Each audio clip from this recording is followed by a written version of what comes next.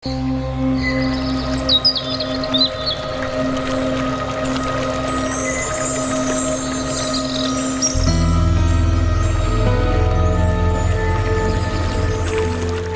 വിഷനിലെ എല്ലാ പ്രേക്ഷകർക്കും നമ്മുടെ രക്ഷിതാവും കർത്താവുമായ യേശുക്രിസ്തുവിൻ്റെ മഹത്വമേറിയ നാമത്തിൽ സ്നേഹവന്ദനങ്ങൾ. വചനത്തിൻ തേനരുവി എന്ന ഈ പ്രോഗ്രാമിലേക്ക് നിങ്ങളെല്ലാവരെയും സ്വാഗതം ചെയ്യുന്നു. ഇന്നത്തെ നമ്മുടെ ദൈവവചന ചിന്തയ്ക്കായി അപ്പോസ്തലനായ പൗലോസ് കൊലോസ്യർക്ക് എഴുതിയ ലേഖനം 2-ാം അധ്യായം അതിൻ്റെ 7-ാം വാക്യം ഇവിടെ വായിക്കുന്നു. അവനിൽ വേരൂന്നിയും ആത്മീക വർധന പ്രാപിച്ചും നിങ്ങൾക്ക് ഉപദേശിച്ച് തരുന്നതിനൊത്തവണ്ണം വിശ്വാസത്താൽ ഉറച്ചും സ്തോത്രത്തിൽ കവിഞ്ഞും ഇരിക്കുവിൻ. കൊലോസിയിലെ സഭ അപ്പോസ്തലന്മാരാൽ സ്ഥാപിക്കപ്പെട്ട സഭയല്ല. അപ്പോസ്തലനായ പൗലോസ്, പത്രോസ് മുതലായ ശ്രേഷ്ഠന്മാരായ ആരും പോയി തുടങ്ങിയ സഭയല്ല കൊലോസിയിലെ സഭ. കൊലോസിയിലെ സഭയുടെ സ്ഥാപകൻ എപ്പഫ്രാസ് എന്ന പേരിൽ കൊലോസി ലേഖനം 4-ാം അധ്യായത്തിൽ 12-ാം വാക്യത്തിൽ അദ്ദേഹത്തെക്കുറിച്ച് വ്യക്തമായ സൂചന നമുക്ക് നൽകുന്നുണ്ട്. എഫെസോസിൽ വെച്ച് അപ്പോസ്തലനായ പൗലോസ് നടത്തിയ ഒരു മീറ്റിങ്ങിൽ അറ്റൻഡ് ചെയ്യുകയും അങ്ങനെ സുവിശേഷ വേലയ്ക്കായി സമർപ്പിതനായ എപ്പഫ്രാസ് കൊലോസിയിൽ പോയി പ്രാർത്ഥിച്ചാരംഭിച്ചതാണ് കൊലോസിയിലെ സഭ. അനുഗ്രഹിക്കപ്പെട്ട സഭയായിരുന്നു കൊലോസിയിലെ സഭ. അനുഗ്രഹിക്കപ്പെട്ട നിലയിൽ ആ സഭ വളർന്നു വന്നപ്പോൾ എല്ലാ കാലത്തെയും പോലെ സഭയെ തകർക്കുവാൻ സാത്താൻ അവൻ്റെ തന്ത്രങ്ങളുമായി സഭയ്ക്കുള്ളിൽ രംഗപ്രവേശം ചെയ്തു. എന്താണ് സഭയെ തകർക്കുവാനുള്ള സാത്താൻ്റെ പ്രധാനപ്പെട്ട തന്ത്രം? ദുരുപദേശത്തിൻ്റെ വിത്തുകൾ സഭയ്ക്കുള്ളിൽ വിതറുക എന്നുള്ളതാണ് സാത്താൻ എക്കാലത്തും ചെയ്യുന്നത്. 9 വിധ ദുരുപദേശങ്ങൾ കൊലോസിയിലെ സഭയിൽ സാത്താൻ വിതറിയപ്പോൾ, അതിൻ്റെ വിത്തുകൾ മുളച്ച് സഭ വല്ലാതെ ആടിയുലഞ്ഞപ്പോൾ, ദൈവവചനത്തിൽ വളരെ നിശ്ചയമില്ലാത്ത എപ്പഫ്രാസ് എന്ത് ചെയ്യണമെന്നറിയാതെ പ്രാർത്ഥനയിൽ അവൻ പോരാടാൻ ആരംഭിച്ചു. സഭയെ നിലനിർത്തുവാൻ ദൈവത്തോട് പ്രാർത്ഥിച്ച എപ്പഫ്രാസ് പൗലോസിനെ എന്ത് വില കൊടുത്തും പോയി കാണണം എന്ന് കരുതി പൗലോസിനെ കുറിച്ച് തിരക്കിയപ്പോൾ അക്കാലഘട്ടത്തിൽ പൗലോസ് റോമിലെ കാരാഗ്രഹത്തിലായെന്ന വിവരമറിഞ്ഞ് എപ്പഫ്രാസ് റോമിലെ കാരാഗ്രഹത്തിലെത്തി പൗലോസിനെ കണ്ട് ഈ കാര്യങ്ങളെല്ലാം വിശദമായി പറഞ്ഞ് സഭയിൽ ഇപ്പോൾ വന്നിരിക്കുന്ന പ്രശ്നങ്ങളെക്കുറിച്ച് നന്നായി ധരിപ്പിച്ചതിന് ശേഷം എപ്പഫ്രാസ് തിരികെ കൊലോസിയിലേക്ക് മടങ്ങി. എപ്പഫ്രാസ് മടങ്ങിയതിന് ശേഷം പൗലോസ് റോമിലെ കാരാഗ്രഹത്തിൽ ഇരുന്ന് എഴുതിയ കാരാഗ്രഹ ലേഖനങ്ങൾ എന്ന് പൊതുവെ അറിയപ്പെടുന്ന ആ ലേഖനങ്ങളുടെ കൂട്ടത്തിൽ ഏറ്റവും ശ്രേഷ്ഠമായ ഒരു ലേഖനമാണ് കൊലോസി ലേഖനം. കൊലോസിയിലെ സഭയ്ക്ക് അപ്പോസ്തലനായ പൗലോസ് പ്രബോധിപ്പിച്ച് എഴുതുന്ന 4 അധ്യായങ്ങളോട് കൂടിയ ഈ ലേഖനം ആത്മീക ജീവിതത്തിൻ്റെ ആഴമേറിയ ചില യാഥാർത്ഥ്യങ്ങളെ വിളിച്ചു പറയുന്ന അനുഗ്രഹിക്കപ്പെട്ട ഒരു ലേഖനമാണ്. അതിൻ്റെ 2-ാം അധ്യായം 7-ാം വാക്യമാണ് ഇന്നത്തെ നമ്മുടെ ധ്യാനത്തിനായി തിരഞ്ഞെടുത്തിരിക്കുന്നത്. അവനിൽ വേരൂന്നിയും ആത്മീക വർധന പ്രാപിച്ചും നിങ്ങൾക്ക് ഉപദേശിച്ച് തരുന്നതിനൊത്തവണ്ണം വിശ്വാസത്താൽ ഉറച്ചും സ്തോത്രത്തിൽ കവിഞ്ഞും ഇരിപ്പീൻ. അവനിൽ വേരൂന്നണം. ക്രിസ്തുവിൽ വേരൂന്നേണ്ടതിൻ്റെ ആവശ്യകത. ദുരുപദേശത്തിൻ്റെ കാറ്റുകൾ അടിക്കുമ്പോൾ തല ഉയർത്തി നിൽക്കണമെങ്കിൽ, സഭ വീഴാതെ ഇരിക്കണമെങ്കിൽ ക്രിസ്തുവിൽ വേരൂന്നിയാൽ മാത്രമേ കഴിയുകയുള്ളൂ എന്ന് വ്യക്തമായി രേഖപ്പെടുത്തിയിരിക്കുന്ന ഒരധ്യായമാണ് കൊലോസി ലേഖനം 2-ാം അധ്യായം. എഫെസി ലേഖനം ക്രിസ്തുവിൻ്റെ സഭയെക്കുറിച്ച് പഠിപ്പിക്കുമ്പോൾ കൊലോസി ലേഖനം സഭയുടെ ക്രിസ്തുവിനെ കുറിച്ചാണ് എഴുതിയിരിക്കുന്നത്. സഭയ്ക്ക് ക്രിസ്തു എന്താണ്, അവനിൽ വേരൂന്നേണ്ടതിൻ്റെ ആവശ്യകത എന്താണ്, ഇത് വളരെ വ്യക്തമായ രീതിയിൽ പൗലോസ് രേഖപ്പെടുത്തിയിട്ടുണ്ട്. നമുക്കറിയാം, നമ്മെ നട്ടിരിക്കുന്നത് ക്രിസ്തുവിലാണ്. കൊരിന്ത്യർ ലേഖനം എഴുതുമ്പോൾ പൗലോസ് പറയുന്നുണ്ട്, നിങ്ങൾ ദൈവത്തിൻ്റെ കൃഷി, നമ്മെ നട്ടിരിക്കുകയാണ്. സഭയാം തോട്ടത്തിൽ നമ്മെ നടുതലകളായി നട്ടിരിക്കുകയാണ്. നടുന്നവനും നനയ്ക്കുന്നവനും ഏതുമില്ല, വളരുമാറാക്കുന്നത് ദൈവമാണെന്നാണ് നാം വായിക്കുന്നത്. അങ്ങനെയെങ്കിൽ ഓരോ ദൈവ പൈതലിനും ജീവിതത്തിൻ്റെ ഓരോ ഘട്ടങ്ങളിലും, സഭാഘട്ടങ്ങളിലും വ്യക്തമായ ധാരണയും ബോധ്യവും ഉണ്ടായിരിക്കണം. ഞാൻ നിൽക്കുന്നത് ക്രിസ്തുവിലാണ്, എന്നെ നട്ടിരിക്കുന്നത് സഭയാകുന്ന, ക്രിസ്തുവിൻ്റെ ശരീരമാകുന്ന സഭയാകുന്ന തോട്ടത്തിലാണ് എന്നെ നട്ടിരിക്കുന്നത്. ഏത് കൃഷിക്കും യജമാനനൊരു ലക്ഷ്യമുണ്ട്, ഫലം കായ്ക്കുക എന്നുള്ളതാണ്. അങ്ങനെ നാം ഫലം കായ്ക്കണമെങ്കിൽ ക്രിസ്തുവിൽ നിന്ന് നമ്മുടെ വളർച്ചയ്ക്ക് വേണ്ടുന്ന എല്ലാ ഘടകങ്ങളും സ്വീകരിച്ചുകൊണ്ട്, സാംശീകരിച്ചുകൊണ്ട് ക്രിസ്തുവിൽ തന്നെ നാം ഫലം കായ്ക്കുവാൻ തയ്യാറാകണം. ക്രിസ്തുവിൽ ഫലം കായ്ക്കണം. ഫലം കായ്ക്കണമെങ്കിൽ ക്രിസ്തുവിൽ നാം വളരണം. എങ്ങനെയാണ് നമുക്ക് ക്രിസ്തുവിൽ വളരുവാൻ കഴിയുന്നത്? നമുക്കറിയാം, 104 സങ്കീർത്തനം അതിൻ്റെ 16 വാക്യത്തിൽ ഇങ്ങനെ പറയുന്നു: യഹോവയുടെ വൃക്ഷങ്ങൾക്ക് തൃപ്തി വരുന്നു, അവൻ നട്ടിട്ടുള്ള ലെബാനോനിലെ ദേവദാരുക്കൾക്ക് തന്നെ. യഹോവയുടെ വൃക്ഷങ്ങൾക്ക് തൃപ്തി വരുന്നു. ദൈവം നട്ടിട്ടുള്ള ഓരോ വൃക്ഷങ്ങൾക്കും ക്രിസ്തുവിൽ നിലനിൽക്കുന്നിടത്തോളം കാലം തൃപ്തി അനുഭവിക്കാൻ കഴിയും. ലെബാനോനിലെ ദേവദാരുക്കളെക്കുറിച്ച് സങ്കീർത്തനക്കാരൻ പറയുമ്പോൾ ആ ദേവദാരുക്കൾക്ക് തൃപ്തി വരുന്നു എന്നാണ് പറയുന്നത്. എന്താണ് ലെബാനോനിലെ ദേവദാരുക്കൾക്ക് തൃപ്തി വരുവാൻ കാരണം?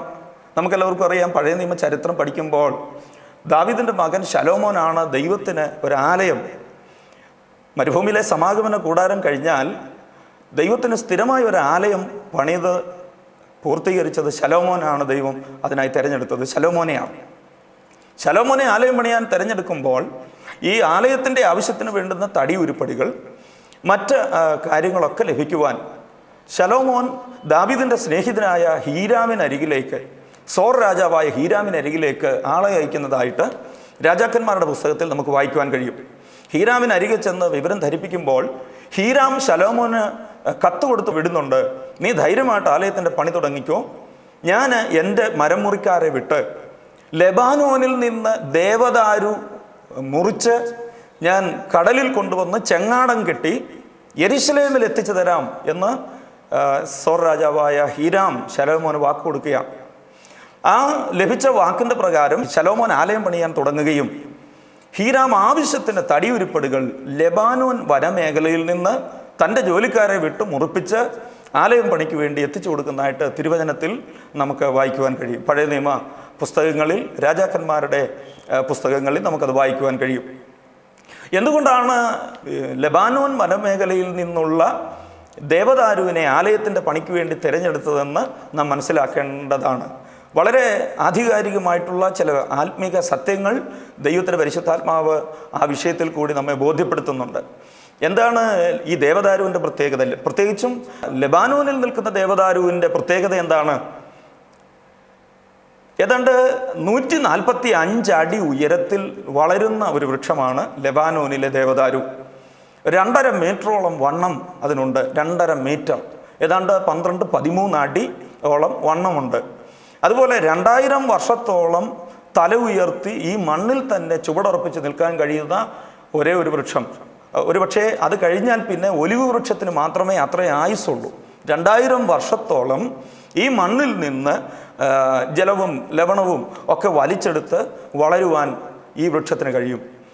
അതുകൊണ്ട് തന്നെ പലസ്തീൻ നാട്ടിലെ ഏറ്റവും കീർത്തിപ്പെട്ട തടിയായിട്ടാണ് ലെബാനോനിലെ ദേവദാരുക്കളെ തിരഞ്ഞെടുത്തിരിക്കുന്നത്. നമ്മുടെ നാട്ടിൽ, പ്രത്യേകിച്ചും കേരള നാട്ടിലെ നിലമ്പൂർ തേക്ക് 500 വർഷം ഒക്കെ നിലമ്പൂർ കാടുകളിൽ നിന്ന് വളർന്ന് വിളഞ്ഞ് അത് മുറിച്ച് വീടൊക്കെ പണിയുമ്പോൾ തലമുറകൾ കിടന്നാലും യാതൊരുവിധ പുഴുക്കുത്തോ മറ്റ് ഫംഗസുകളോ ബാധിക്കാതെ കാലാകാലങ്ങൾ കിടക്കത്തക്ക നിലയിൽ അതിന് ശേഷിയുണ്ട് ആ തടിക്ക്. അതുകൊണ്ട് തന്നെ കേരളത്തിൽ ഏറ്റവും കീർത്തിപ്പെട്ട തടിയാണ് നിലമ്പൂർ തേക്ക്. പിന്നെ ഉള്ളത് മൈസൂർ തേക്ക്. പിന്നെ ചന്ദനമാണ്, ചന്ദന മരം. അത് മറ്റ് ആവശ്യങ്ങൾക്ക് വേണ്ടി, നിർമ്മാണ പ്രവർത്തനങ്ങൾക്ക് വേണ്ടി അല്ല അത് ഉപയോഗിക്കുന്നത്. എന്നാൽ നിർമ്മാണ പ്രവർത്തനങ്ങൾക്ക് വേണ്ടി ഉപയോഗിക്കുന്നതിൽ ഏറ്റവും ശ്രേഷ്ഠമായ തടിയാണ് നിലമ്പൂർ അല്ലെങ്കിൽ മൈസൂർ തേക്ക്. ഇതുപോലെ പലസ്തീൻ നാട്ടിലെ ഏറ്റവും കീർത്തിപ്പെട്ട തടി ഈ ലെബാനോൻ വനമേഖലയിലുള്ള ദേവദാരുവാണ്. നമുക്കറിയാം, പലസ്തീൻ നാട് കാറ്റുകളുടെ നാടാണ്. കാറ്റുകൾ മാറി മാറി കാറ്റുകൾ അടിക്കുന്ന ഒരു സ്ഥലമാണ് പലസ്തീൻ. വർഷത്തിലെ ഓരോ മാസങ്ങളിലും പല കാറ്റുകൾ മാറി മറിഞ്ഞും അടിക്കുന്ന ഒരു സ്ഥലമാണ്. കിഴക്കൻ കാറ്റ്, തെക്കൻ കാറ്റ്, പടിഞ്ഞാറൻ കാറ്റ്, വടക്കൻ കാറ്റ്, അതുകൂടാതെ ഈശാനമൂലൻ, മന്ദമാരുതൻ എന്നീ പേരുകളിലൊക്കെ അറിയപ്പെടുന്ന അനേക കാറ്റുകൾ സീസൺ അനുസരിച്ച് മാറി മാറി പലസ്തീൻ നാട്ടിൽ അടിക്കുന്നതായിട്ട് നമുക്ക് നാടിനെക്കുറിച്ച് ഭൂമിശാസ്ത്രം പഠിക്കുമ്പോൾ നമുക്ക് മനസ്സിലാക്കുവാൻ കഴിയും. അതുകൂടാതെ ആഫ്രിക്കൻ വനാന്തരങ്ങളിൽ നിന്നടിക്കുന്ന ടൊർണാഡോ വിഭാഗത്തിൽപ്പെട്ട, ചുഴലി വിഭാഗത്തിൽപ്പെട്ട മറ്റൊരു കാറ്റുണ്ട്. ആ കാറ്റിൻ്റെ പേര് ലാവൻഡർ എന്നാണ്. ലാവൻഡർ. അത് അടിച്ചു കഴിഞ്ഞാൽ അത് എവിടെയെല്ലാം അടിക്കുന്നുണ്ടോ അവിടെയുള്ള വൃക്ഷങ്ങളെയെല്ലാം പിഴുതെടുത്തുകൊണ്ട് പോകുന്നതായിട്ട് നമുക്ക് മനസ്സിലാക്കുവാൻ കഴിയും. ഇങ്ങനെയുള്ള പല കാറ്റുകൾ വർഷത്തിൽ എല്ലാ മാസങ്ങളിലും മാറി മാറി അടിക്കുമ്പോൾ ശ്രദ്ധിച്ച് പഠിച്ചാൽ നമുക്ക് മനസ്സിലാക്കാൻ കഴിയും, ഏത് കാറ്റടിച്ചാലും അത് ആദ്യം വരുന്നത് മലമുകളിലാണ്. പർവ്വതത്തിൽ കാറ്റടിച്ചതിന് ശേഷമേ താഴ്വരയിലേക്ക് ആ കാറ്റ് അടിച്ചിറങ്ങുകയുള്ളൂ. അങ്ങനെയെങ്കിൽ വർഷത്തിൽ എല്ലാ മാസവും കാറ്റുകൾ മാറി മാറി അടിക്കുന്ന ഈ ലെബാനോൻ മലനിരകളിൽ ഒരു വൃക്ഷത്തിന് എങ്ങനെ 2000 വർഷം പിടിച്ചു നിൽക്കുവാൻ കഴിയും? അതൊരു ചോദ്യചിഹ്നമാണ്. എങ്ങനെ 145 അടി ഉയരത്തിൽ ഇതിന് വളരുവാൻ കഴിയും? എങ്ങനെ 2.5 മീറ്റർ വണ്ണം വെക്കുവാൻ കഴിയും? 2000 വർഷം പോയിട്ട് ഒരു വർഷം തന്നെ പല കാറ്റുകൾ അടിക്കുമ്പോൾ ആ കാറ്റിനെ എങ്ങനെ ഇതിന് അതിജീവിക്കുവാൻ കഴിയും? ഒറ്റ ഉത്തരമേ ഉള്ളൂ, യഹോവ ദൈവം നട്ട വൃക്ഷങ്ങളെന്നാണ് എഴുതിയിരിക്കുന്നത്. ക്രിസ്തീയ ജീവിതത്തിൽ ആർക്കുമില്ലാത്ത ചില കാറ്റുകൾ നമ്മുടെ നേരെ അടിക്കുമ്പോൾ ഒരു കാര്യം നമുക്ക് ഉറപ്പാക്കാം, ദൈവം നമ്മെ നട്ടിരിക്കുകയാണ്. അല്ലെങ്കിൽ ഈ ആശയത്തെ ഇങ്ങനെ വേണമെങ്കിൽ നമുക്ക് മനസ്സിലാക്കാൻ കഴിയും, എന്നെ ദൈവം സഭയിൽ ക്രിസ്തുവിൽ നട്ടിട്ടുണ്ടോ എന്ന് എങ്ങനെയാണ് തിരിച്ചറിയുന്നത്?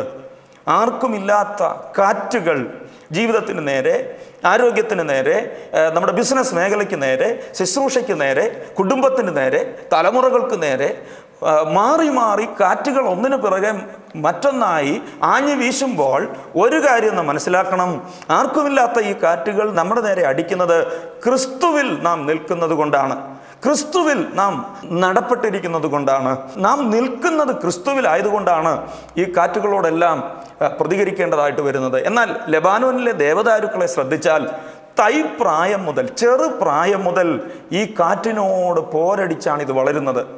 ഇതിന് വഴങ്ങിക്കൊടുക്കുകയാണ്. ഒരുപക്ഷെ അങ്ങോട്ടും ഇങ്ങോട്ടും എല്ലാ വശങ്ങളിലേക്കും ആടി ഉലഞ്ഞ് ഒരു കാഴ്ചക്കാരിൽ ഇപ്പോൾ ഇത് ഒടിഞ്ഞു വീഴുമെന്നും ഇത് പിഴുതെറിയപ്പെടുമെന്നും ചിന്ത അകത്ത് നൽകത്തക്ക നിലയിലുള്ള ഈ കാറ്റുകൾ മാസം മാസം ഒന്ന് മാറുമ്പോൾ മറ്റൊന്ന്, അത് മാറുമ്പോൾ വേറൊന്നായി, ഇങ്ങനെ ഒന്നിനു പുറകെ ഒന്നായി ഈ വൃക്ഷത്തിൻ്റെ നേരെ അടിക്കുമ്പോൾ പോരാടി തന്നെ ജയിക്കുകയാണ്.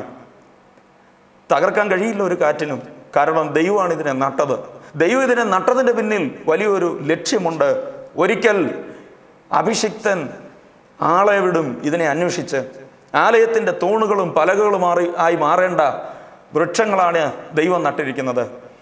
എൻ്റെ വാക്കുകൾ കേൾക്കുന്ന പ്രിയപ്പെട്ടവരിൽ ആരെങ്കിലും മറ്റാർക്കുമില്ലാത്ത കാറ്റുകൾ, പ്രതികൂലങ്ങൾ, പ്രതിസന്ധികൾ എന്തിന് എൻ്റെ നേരെ ആഞ്ഞടിക്കുന്നു എന്നൊരു ചോദ്യവുമായി ഈ വചന കേൾവിയിൽ കേൾക്കുന്നുവെങ്കിൽ ഒറ്റ ഉത്തരമേ ഉള്ളൂ, ദൈവം നിങ്ങളെ നട്ടിട്ടുണ്ട്. നിങ്ങളെക്കുറിച്ച് ദൈവത്തിന് വലിയൊരു പദ്ധതിയുണ്ട്. ദൈവത്തിൻ്റെ സഭയിൽ നെടും തൂണുകളായി ദൈവം നിങ്ങളെ മാറ്റാൻ പോവുകയാണ്. ദൈവത്തിൻ്റെ സഭയിൽ പലകകളായി മാറാൻ പോവുകയാണ്. അവിടുത്തെ ഉപകരണങ്ങളായി മാറാൻ പോവുകയാണ്. ആരെയാണ് ദൈവം തൻ്റെ ശുശ്രൂഷയ്ക്കായി ഉപയോഗിക്കുന്നത്? കാറ്റുകളോടും പ്രതിസന്ധികളോടും പ്രതികൂലങ്ങളോടും പൊരുതി ജയിച്ച് കയറി വരുന്നവരെയാണ് തൻ്റെ ശുശ്രൂഷയ്ക്കായി ദൈവം ഇന്ന് വരെ ഉപയോഗിച്ചിട്ടുള്ളത്. അങ്ങനെയെങ്കിൽ നമ്മുടെ നേരെ അടിക്കുന്ന കാറ്റുകളുടെയൊക്കെ പിന്നിൽ ദൈവത്തിന് വലിയൊരു പദ്ധതിയുണ്ട്. ദൈവം അറിയാതെ നമ്മുടെ തലയിൽ നിന്ന് ഒരു മുടി താഴെ വീഴുകയില്ല. എത്ര പേര് വിശ്വസിക്കുന്നു എൻ്റെ തലയിലെ മുടിയെല്ലാം എണ്ണിയിട്ടിരിക്കുകയാണ്, ദൈവം അറിയാതെ അതിലൊന്ന് താഴെ വീഴത്തില്ല? ദൈവം നട്ടു എന്ന് ബോധ്യമുണ്ടെങ്കിൽ നമ്മുടെ നേരെ അടിക്കുന്ന കാറ്റുകൾക്കൊക്കെ ദൈവത്തിൻ്റെ പദ്ധതി വെളിപ്പെടുത്തുവാനുള്ള കാറ്റുകളാണ്. Praise the Lord.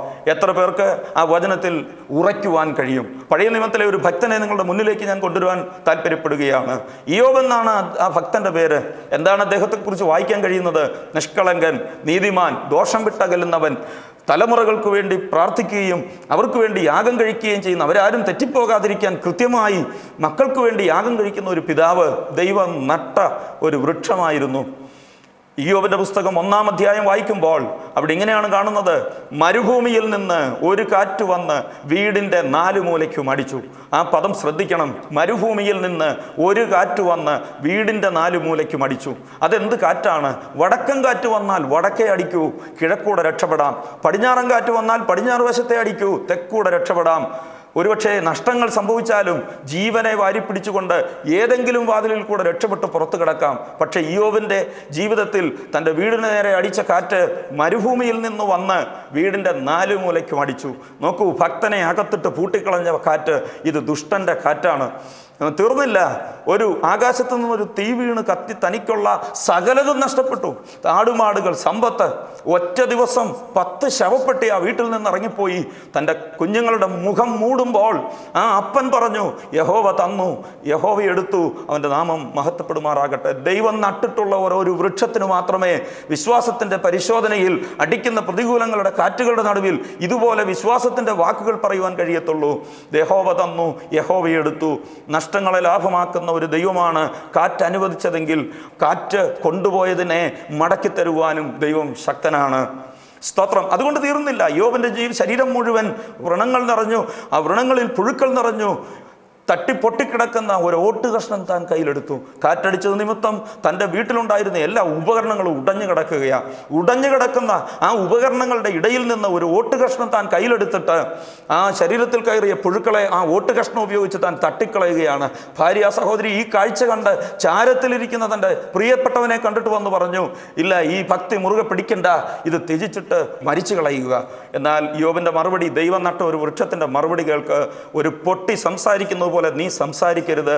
ദൈവത്തിൽ നിന്ന് നന്മ സ്വീകരിക്കുന്നു, തിന്മയും സ്വീകരിച്ചു കൂടായോ? ആർക്കാണ് ഈ വാക്ക് പറയുവാൻ കഴിയുന്നത്? ദൈവം എന്നെ നട്ടു എന്ന ഉറപ്പുള്ള യഹോവയുടെ വൃക്ഷങ്ങൾക്ക് മാത്രം പറയുവാൻ കഴിയുന്ന ഒരു വാക്കാണിത്. അങ്ങനെ ഇരിക്കെ സ്നേഹിതന്മാർ അദ്ദേഹത്തെ ആശ്വസിപ്പിക്കുവാൻ വന്നു. അവർ ആശ്വസിപ്പിക്കുവാൻ വന്നവർ ഉള്ള ആശ്വാസം കൂടെ എടുത്തു കളഞ്ഞതായിട്ടാണ് നമുക്ക് യോബിൻ്റെ പുസ്തകം വായിക്കുമ്പോൾ മനസ്സിലാക്കുവാൻ കഴിയുന്നത്. എൻ്റെ വാക്കുകൾ മുന്നോട്ട് കൊണ്ടുപോകട്ടെ. അവർ യോബിനെ കുറ്റപ്പെടുത്തുക, നീ ഇങ്ങനെ ഭക്തനായിട്ട് കാര്യമില്ല, നിന്റെ കയ്യിലിരിപ്പ് കൊണ്ടാ, നീ അന്ന് കാണിച്ചതൊക്കെ കണ്ടപ്പം ഞങ്ങളൊക്കെ ഓർത്തതാ നിനക്ക് ഇങ്ങനെയൊക്കെ വരും. പക്ഷേ യോബ് അവിടെ തളർന്നില്ല. താൻ പറഞ്ഞത് എന്നാണെന്നറിയാമോ? എൻ്റെ വീണ്ടെടുപ്പുകാരൻ ജീവിക്കുന്നു, അവൻ എന്നെ ഒടുവിൽ അവൻ പൊടിമേൽ നിൽക്കും, അവൻ എന്നെ തീയിൽ കൂടെ കടത്തിവിട്ടാൽ ഞാൻ പൊന്നുപോലെ പുറത്തു വരും. ഞാൻ അവനെക്കുറിച്ചൊരു കേൾവി മാത്രമേ കേട്ടിട്ടുള്ളൂ, പക്ഷേ എനിക്കൊരു ഉറപ്പുണ്ട്, എൻ്റെ സ്വന്തം കണ്ണുകൊണ്ട് ഞാൻ അവനെ കാണാൻ പോവുകയാണ്. എൻ്റെ ദേഹമെല്ലാം ഇങ്ങനെ ക്ഷയിച്ച് എൻ്റെ ത്വക്കെല്ലാം ഇല്ലാതായാൽ ഞാൻ ദേഹസഹിതനായി ഞാൻ അവനെ കാണും. എത്ര നല്ല വാക്കുകളാണ്! ആർക്കാ ഇത് പറയുവാൻ കഴിയുന്നത്? ദൈവം നട്ടു എന്ന ഉറപ്പുള്ള വൃക്ഷങ്ങൾക്ക്, യഹോവയുടെ വൃക്ഷങ്ങൾക്ക് മാത്രം പറയുവാൻ കഴിയുന്ന തൃപ്തിയുള്ള മറുപടിയാണിത്. പ്രിയരെ, ജീവിതത്തിൻ്റെ നേരെ കാറ്റുകൾ അടിക്കുമ്പോൾ, പ്രതികൂലങ്ങൾ വരുമ്പോൾ വിശ്വാസത്തിൻ്റെ വാക്കുകൾ പറയുന്നവർ അവർ ദൈവം നട്ട വൃക്ഷങ്ങൾക്ക് മാത്രമേ ഇങ്ങനെ പറയുവാൻ കഴിയുകയുള്ളൂ. 1-ാം അധ്യായത്തിൽ അടിച്ച കാറ്റിൻ്റെ കെടുതി 38 അധ്യായങ്ങളിൽ എഴുതിയിട്ട് തീർന്നില്ല.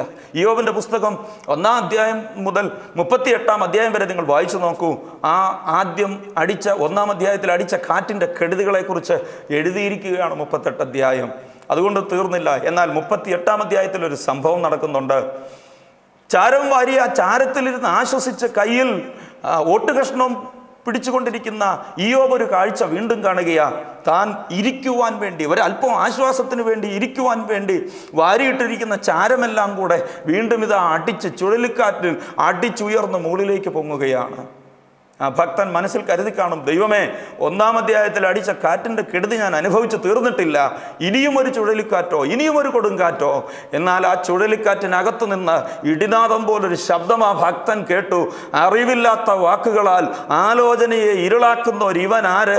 യോബേ, ഞാൻ നിന്നോട് ചോദിക്കും, നിനക്കുത്തരമുണ്ടെങ്കിൽ പറയുക. ദൈവം യോബിനോട് ചില ചോദ്യങ്ങൾ ഒന്നിനു പുറകെ ഒന്നായി 60-ൽ പരം ചോദ്യങ്ങൾ ദൈവം ചോദിക്കുന്നുണ്ട്. പക്ഷേ യോബിന് ഒരു ഉത്തരവുമില്ല. എന്താ ഉത്തരമില്ലാത്തത്? യോബിൻ്റെ മനസ്സിലൊരു ചോദ്യമുണ്ട്.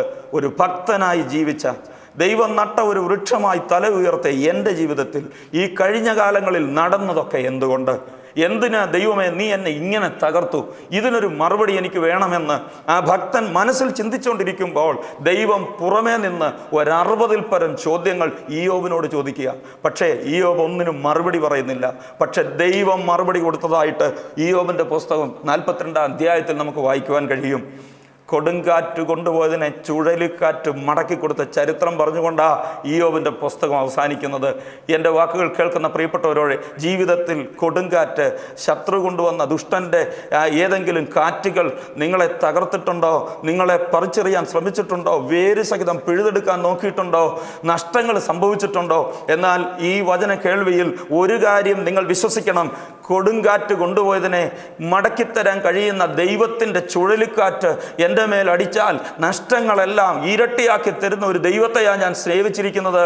ആ ദൈവം ക്രിസ്തുവാകുന്ന ആ ദേശത്ത് എന്നെ നട്ടിരിക്കുകയാണെങ്കിൽ എൻ്റെ നേരെ അടിക്കുന്ന കാറ്റുകളുടെ പിന്നിൽ ദൈവത്തിന് ചില പദ്ധതികളുണ്ട്. Hallelujah, hallelujah. വിശ്വസിക്കുക. ഇന്ന് പകൽ, ഇന്ന് രാത്രി വിശ്വസിക്കുക.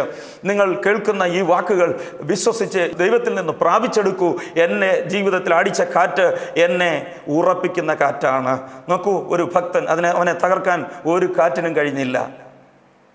ലെബാനോനിലെ ദേവദാരു ഇതുപോലെ കാറ്റിനോട് അടിക്കുകയും അങ്ങോട്ടും ഇങ്ങോട്ടും ആടി ഉലഞ്ഞ് വട്ടം ചുറ്റി കാറ്റ് എവിടെ നിന്ന് അടിക്കുന്നോ അതിനനുസരിച്ച് എതിർ സൈഡിലേക്കും മറു സൈഡിലേക്കും ഒക്കെ ആടി ഉലഞ്ഞ് അതിൻ്റെ നിലനിൽപ്പിനെ തന്നെ ചോദ്യം ചെയ്യുമ്പോൾ ആരുമറിയാതെ ഒരു സംഭവം അവിടെ നടക്കുന്നുണ്ട്. കാറ്റുകൾ അടിക്കുമ്പോൾ അതിനുശേഷം മലമുകളിൽ നിൽക്കുന്ന വൃക്ഷത്തിൻ്റെ ചുവട് നാം ശ്രദ്ധിച്ചാൽ, ഞാൻ വ്യക്തിപരമായി മനസ്സിലാക്കിയിരിക്കുന്ന ഒരു കാര്യം, ആ വൃക്ഷത്തിൻ്റെ എല്ലാം ചുവട് ഇളകും. മണ്ണിനൊരു ബലമുണ്ട്. വൃക്ഷം വളരുന്നതിനനുസരിച്ച് മണ്ണിൻ്റെ ബലം കൂടും. അതുകൊണ്ട് വൃക്ഷത്തിന് ആഴത്തിലേക്ക് വേരിറക്കാൻ കഴിയില്ല. എന്നാൽ ഈ കാറ്റടിച്ച് കാറ്റിനോട് പോരാടി ആടി ഉലഞ്ഞ് അതിൻ്റെ വേരുകളെല്ലാം ഇളകി ഇപ്പോൾ പിഴുതെറിയപ്പെടുന്ന തരത്തിൽ അതിനെ മുകളിലേക്ക് പൊക്കിയെടുക്കത്തക്ക നിലയിലൊക്കെ കാറ്റടിക്കുമ്പോൾ ഈ കാറ്റ് കഴിഞ്ഞ് അതിൻ്റെ വേരുകളെല്ലാം ഇളകിയത് നിമിത്തം, ആടി ഉലഞ്ഞത് നിമിത്തം അതിൻ്റെ ചുവട്ടിൽ ഉറച്ചു കിടന്ന മണ്ണ് അതിൻ്റെ പിടി അങ്ങോട്ട് പൊട്ടും. ആ മണ്ണ് ഇളകി മറിയും. തൂമ്പയ്ക്ക് ഇളക്കിയതുപോലെ അതിൻ്റെ ചുവട്ടിലെ മണ്ണിൻ്റെ ബലം നഷ്ടപ്പെടും. അതുകൊണ്ടൊരു നന്മ ആ വൃക്ഷത്തിന് കിട്ടുന്നുണ്ട്. ഇളകിയ മണ്ണിൽ കൂടെ ആഴത്തിലേക്ക് അത് വേര് വായിക്കും. ഓരോ കാറ്റ് കഴിയുമ്പോഴും ചുവട്ടിലെ മണ്ണ് ഇളകുന്നത് അത് അറിയുമ്പോഴും ആ കൊടുങ്കാറ്റിൻ്റെ തീവ്രത കഴിയുമ്പോൾ അല്പം കൂടി ആഴത്തിലേക്ക് അത് വേരിറക്കിക്കൊണ്ടേയിരിക്കും. എന്താ അതുകൊണ്ടുള്ള ഗുണം? എത്ര കൊടിയ വേനലടിച്ചാലും പിന്നെ അതിന് ഭാരപ്പെടേണ്ട. വെള്ളം ഉള്ളിടത്ത് വരെ അതിൻ്റെ വേര് ചെന്ന് നിൽക്കുകയാണ്. അവിടെ നിന്ന് വലിച്ചെടുത്തത് വളരും. ഇവിടെ അവനിൽ വേരൂന്നണം, ക്രിസ്തുവിൽ വേരൂന്നണമെന്ന് അപ്പോസ്തലനായ പൗലോസ് പറയുന്നതിൻ്റെ കാര്യം, നാം ക്രിസ്തുവിൽ വേരൂന്നിയാൽ ഒരു ദുരുപദേശത്തിൻ്റെ കൊടുങ്കാറ്റുകൾക്കും നമ്മെ തകർക്കാൻ കഴിയില്ല. ഒരു പ്രകൃതിക്ഷോഭങ്ങൾക്കും ഒരു പ്രതിസന്ധികൾക്കും നമ്മെ ഇല്ലാതാക്കാൻ കഴിയത്തില്ല. ഏതു വേനലിനും നമ്മെ വാട്ടിക്കളയുവാൻ കഴിയത്തില്ല. നാം ആറ്റരികത്ത് നട്ടിരിക്കുന്ന തക്ക കാലത്ത് ഫലം കായ്ക്കുന്ന ഇലവാടാത്ത വൃക്ഷം പോലെ ആയിരിക്കും. ഈ സമയം എത്ര പേർക്ക് ആഗ്രഹമുണ്ട്, എനിക്ക് അങ്ങനെ ഒന്ന് വളരണം? സഭയാം തോട്ടത്തിൽ ക്രിസ്തുവിനോട് ചേർത്ത് ക്രിസ്തുവിൽ എന്നെ നട്ടിരിക്കുമ്പോൾ എനിക്ക് ഫലം കായ്ച്ചേ മതിയാകൂ. എനിക്ക് ആലയത്തിൻ്റെ തൂണുകളാകണം. വെളിപ്പാട് പുസ്തകത്തിൽ പറയുന്നു, ജയിക്കുന്നവനെ ഞാൻ ആലയത്തിൻ്റെ തൂണുകളാക്കും, അവൻ ഒരിക്കലും അവിടെ ഒന്നും പോവുകയില്ല. ഈ വചന കേൾവി നിങ്ങൾക്ക് അനുഗ്രഹമായെങ്കിൽ ഒരു വാക്ക് നമുക്ക് പ്രാർത്ഥിച്ച് ഈ സെക്ഷൻ ക്ലോസ് ചെയ്യുക. എന്നെ നട്ടിരിക്കുകയാണ് ദൈവം, ക്രിസ്തുവിലാണ് ഞാൻ നിൽക്കുന്നത്. ഞാൻ ക്രിസ്തുവിൽ നിൽക്കുന്നുവെങ്കിൽ ഒരു കാറ്റിനും എന്നെ തകർക്കാൻ കഴിയത്തില്ല. കഴിഞ്ഞ നാളുകളിൽ എൻ്റെ ജീവിതത്തിന് നേരെ അടിച്ച കാറ്റ് എന്നെ ഉറപ്പിക്കുന്ന കാറ്റാ. ഭക്തനെ ഉറപ്പിക്കാൻ അടിക്കുന്ന കാറ്റ് അഭക്തനെ വിറപ്പിക്കുന്ന കാറ്റൂടാ. അങ്ങനെയെങ്കിൽ ആ കാറ്റ് ഓരോ കാറ്റും കഴിയുമ്പോൾ, അടിക്കുന്ന ഓരോ കാറ്റും കഴിയുമ്പോൾ, അത് ഈശാന മൂലനായിക്കോട്ടെ, വടക്കൻ തെക്കൻ കാറ്റുകളായിക്കോട്ടെ, ഏത് പേരിലും അറിയപ്പെടുന്ന പിഴുതെടുക്കുന്ന ടൊർണാഡോ ആയിക്കോട്ടെ, എന്നെ തകർക്കത്തില്ല. ഒരു നിമിഷം കണ്ണുകൾ അടച്ചാട്ടെ. സ്വർഗീയ പിതാവേ, ഈ വചന കേൾവി ഞങ്ങളുടെ പ്രിയപ്പെട്ടവർക്ക് അനുഗ്രഹമാക്കണമേ. അവരെ നട്ടത് അങ്ങാണെങ്കിൽ, അവരെ വളർത്തിയത് അങ്ങാണെങ്കിൽ, അവർക്ക് വേണ്ടിയതെല്ലാം നൽകിയത് അങ്ങാണെങ്കിൽ, അടിക്കുന്ന കാറ്റുകളൊന്നും അവരെ തകർത്ത് കളയുവാൻ നീ അനുവദിക്കത്തില്ലെന്നുള്ള യാഥാർത്ഥ്യം ഇന്ന് ഞങ്ങൾക്ക് ഗ്രഹിപ്പിച്ചു തന്നതിനായി സ്തോത്രം. അവിടുത്തെ വചനത്തിനായി നന്ദി, അവിടുത്തെ വചനത്തിൻ്റെ വെളിപ്പാടിനായി നന്ദി. ഈ വചനം കേട്ടുകൊണ്ടിരിക്കുന്ന എൻ്റെ പ്രിയപ്പെട്ടവർ, ഇതുപോലുള്ള കാറ്റുകൾ അനുഭവിക്കുന്നവർ, ചോദ്യവുമായി ഈ വചന കേൾവിക്ക് മുമ്പിൽ വന്നവരെ പിതാവിൻ്റെയും പുത്രൻ്റെയും പരിശുദ്ധാത്മാവിൻ്റെ നാമത്തിൽ അനുഗ്രഹിച്ച് പ്രാർത്ഥി. അവരെ ഉറയ്ക്കട്ടെ, അവർ തല ഉയർത്തി നിൽക്കട്ടെ, കർത്താവിൻ്റെ വരവോളം ഫലം കായ്ക്കട്ടെ. അവിടുത്തെ ഞങ്ങളുടെ പ്രാർത്ഥന കേട്ടതിനായി സ്തോത്രം, യേശുവിൻ നാമത്തിൽ തന്നെ. Thank you.